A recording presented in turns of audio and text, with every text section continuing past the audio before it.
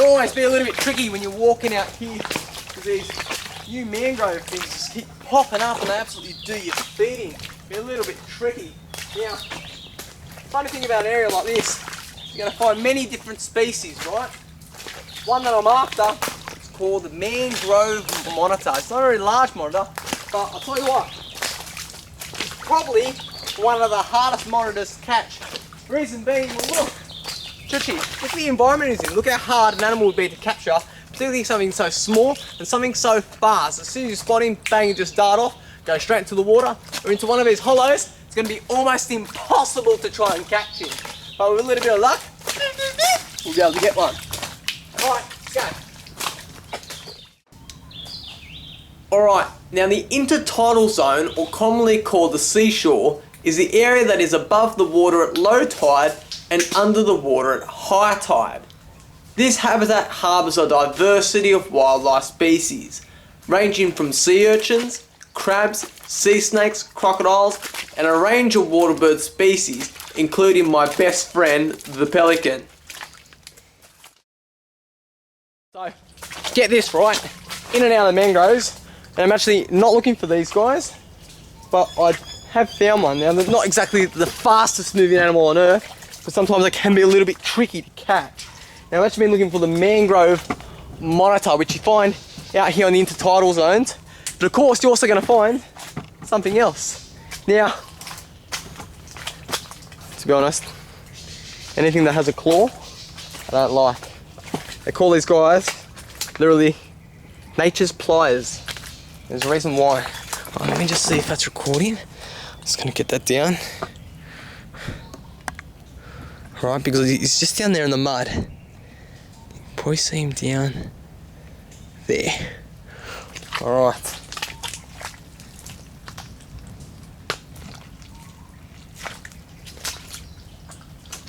You're on to me. So look at you, you're not happy, are ya? Now this guy here, his name is a mud crab, right? And if he's to get a bite on you, you're literally going to be feeling it. So normally you get him from behind, but let me just if you grab that, as long as you've got something in your claws, it's not a finger, it's alright. Grab that. Okay, well that could have been my finger. Okay, grab.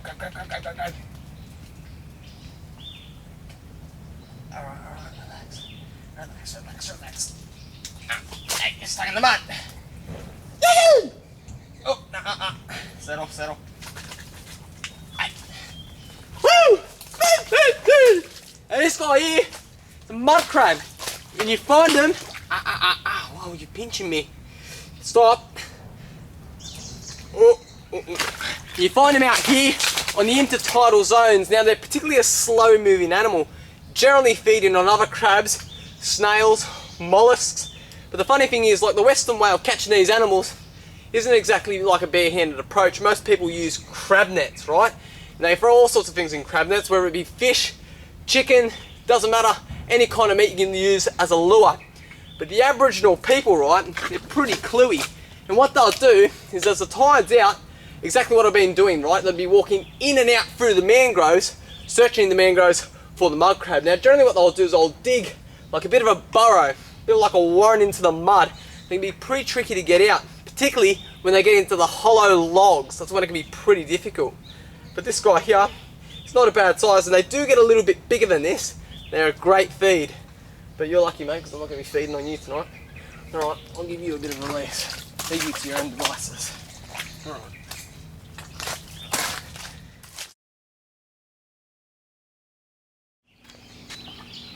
Just follow me.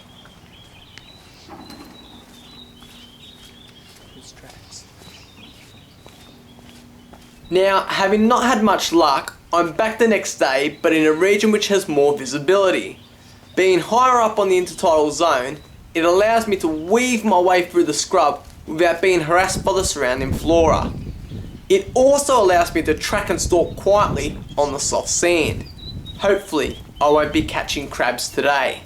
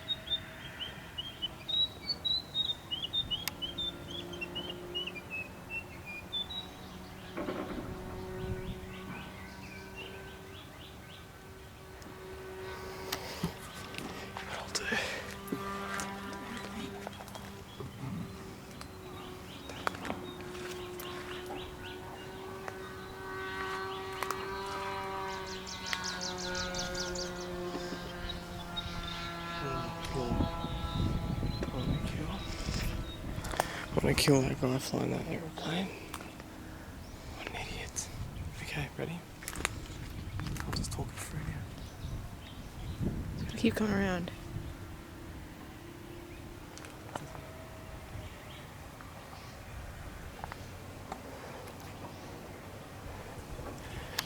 Hold on for a sec.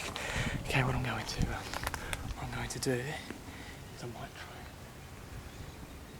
He's already spotted me. The problem is there's heaps of mangroves. As soon as he gets into those mangroves, it's almost going to be impossible to get. You know what I mean? Yeah.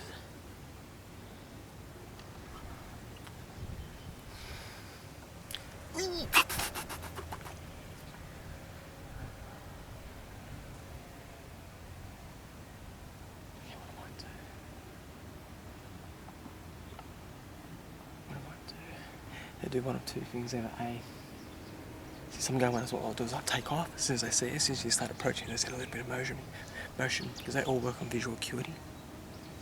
Sometimes I'll just take off, but other times, see how it's pretty open here? What he might do is he's probably just going to stop and try and defend himself, which is what you want, I guess. Right, let me just try and figure this out. Okay, stop it for now. I'll come back around the other way. Goannas are mainly active during the warmest parts of the day, and watching this guy, he seems to be on a little bit of a mission.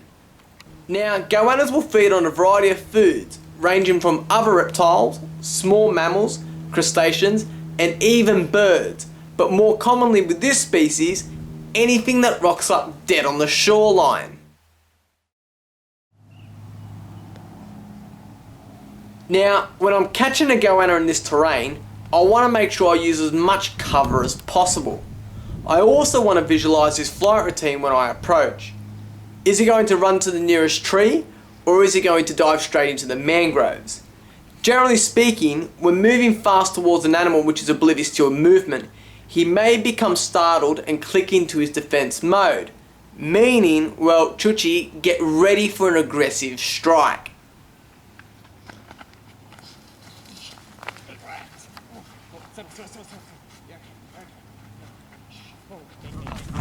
Now this little guy, hey, settle, relax. He's known as the yellow spotted, I'll bring you over here, right? The yellow spotted monitor. They also call him the Argus monitor. The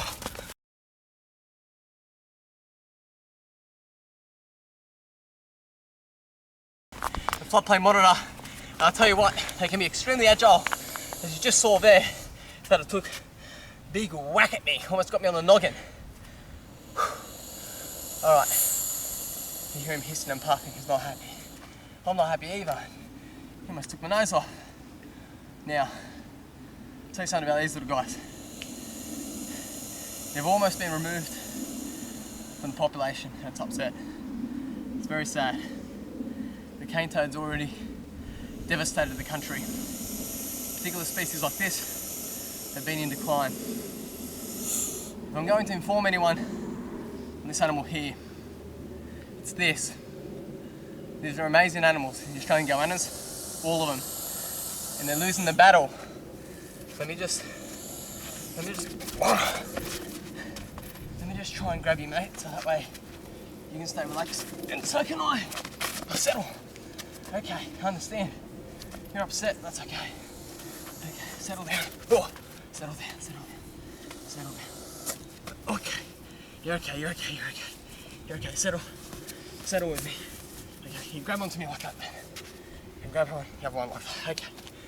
Now what's sad is these beautiful species, they're losing out. Now, this is a message out to people coming to Australia that we have a problem. It's a cane toad and it's killing everything. There's more that needs to be done.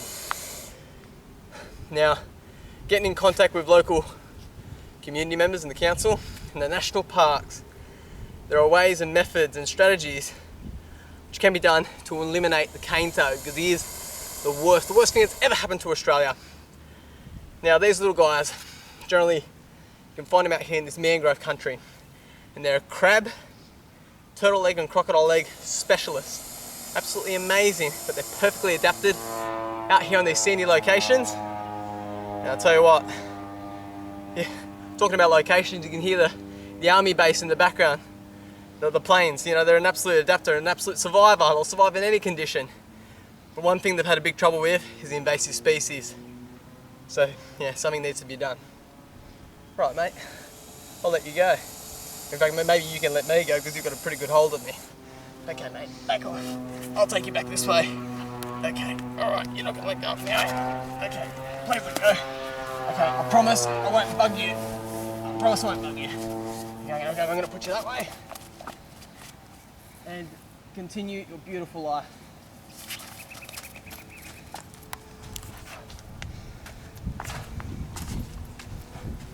Almost lost a little bit of skin. Now, it's amazing with these little guys is, as soon as they see a predator coming, they actually stick their head up and they can do one of two things. Like him, he'll just stay down nice and low, keep himself a little bit concealed. But we did spot him. I'm worried about these planes are going to start dropping missiles or something. Tell you what, they're more scary than the bloody Goannas.